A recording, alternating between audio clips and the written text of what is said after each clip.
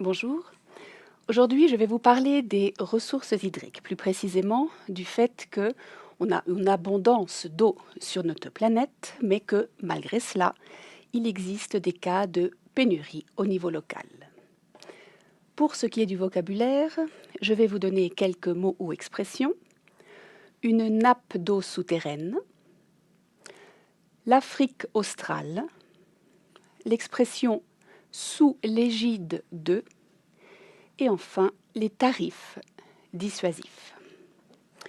C'était la fin de mon introduction. Nous allons maintenant passer au discours. Mesdames et messieurs, bonjour. Nous allons aujourd'hui parler de l'eau. L'eau, une ressource essentielle à la vie sur Terre. En apparence, bien entendu, la Terre semble couverte d'eau. Et l'on peut, au premier regard, penser que cela suffirait pour répondre aux besoins de la population. Mais en réalité, la quantité d'eau disponible et la quantité d'eau utilisable sont deux choses bien différentes. Notre planète est couverte à hauteur de 70% d'eau. Mais seuls 2,8% de cette eau sont adaptés à la consommation humaine. Tout le reste est de l'eau salée, qui, comme on le sait, ne peut être bue. Nous avons donc 2,8% de cette masse d'eau qui est de l'eau douce, de l'eau potable. D'où provient cette eau? Des glaciers, par exemple, des neiges, des différents cours d'eau, des réserves naturelles, des réserves artificielles et des nappes souterraines. Il convient cependant de signaler que le volume de l'eau est très inégalement réparti de par le monde. Certains pays peuvent en effet être considérés comme de véritables puissances de l'eau, car ils sont dotés d'une immense quantité d'eau potable. Je citerai l'exemple de la Russie, des États-Unis, de la Chine, du Pérou, de l'Inde, du Brésil, de l'Indonésie, de la Colombie et du Canada. Rien que ces pays cumulent jusqu'à 60% des réserves d'eau douce de la planète. Alors que de l'autre côté, nous avons des pays ou des régions qui sont insuffisamment ou pas du tout dotés de réserves d'eau potable. Les régions du monde les plus défavorisées sont bien entendu la péninsule arabique, le Proche-Orient, l'Afrique du Nord, le Sahel et la grande zone désertique d'Afrique australe. Malgré cet état de fait, on observe, même dans les pays réputés pour étant les géants de l'eau, des périodes de carence. Je vais vous donner plusieurs exemples. En 2015, dans la grande mégalopole brésilienne de São Paulo, il y a eu une pénurie d'eau potable à cause d'une sécheresse tellement importante qu'on n'en avait pas connu de telle depuis 80 ans. Plus récemment encore, l'an dernier, au nord de l'Inde, une région qui d'habitude est irriguée par les neiges de l'Himalaya, une aridité sans précédent a été observée parce qu'il y avait eu très peu de pluie l'hiver précédent et les populations devaient faire des kilomètres et des kilomètres à pied pour avoir accès à l'eau potable.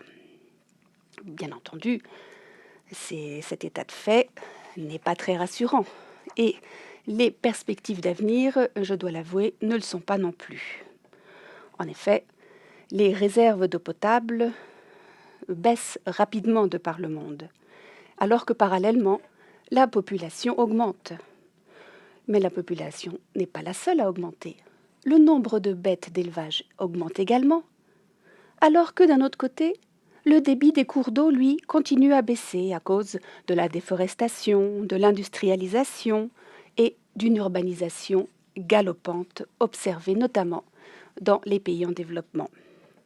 Tout cela est bien inquiétant. Bien sûr, l'homme joue son rôle dans cet état de fait, mais il n'est qu'un responsable indirect finalement.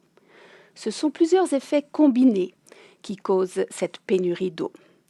Des effets dus à l'industrialisation et à la déforestation, nous l'avons dit, mais ce que nous n'avons pas encore dit, c'est que ces deux éléments sont les grands coupables du réchauffement climatique, qui, à son tour, est le grand coupable de la pénurie en ressources hydriques.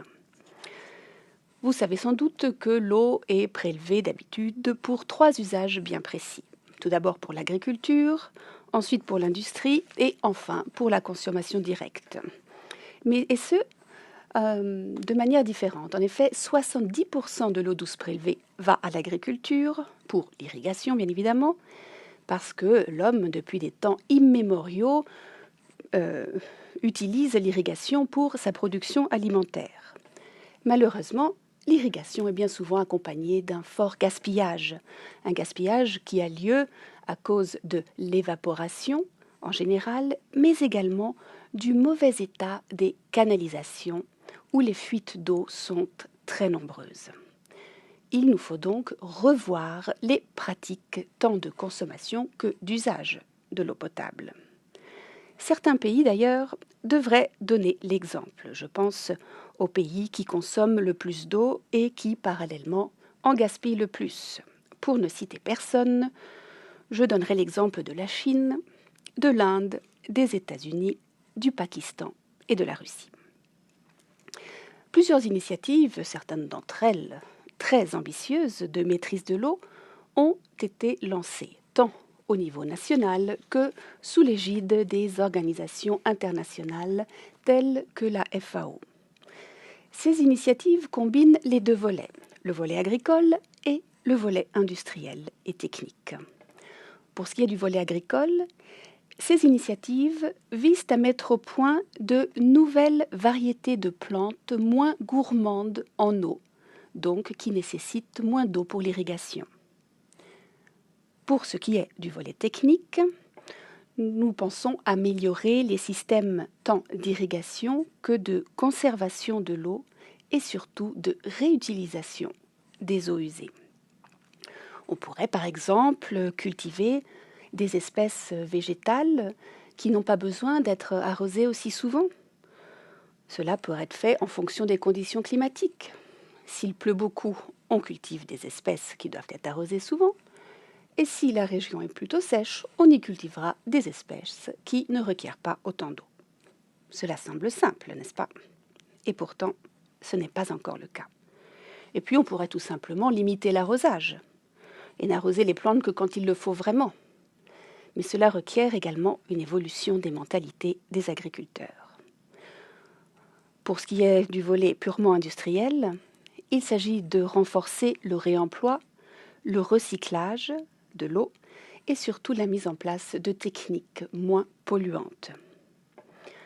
Pour conclure, je vous parlerai des milieux urbains, où les entreprises de distribution d'eau sont en train de commencer à faire des pas dans la bonne direction.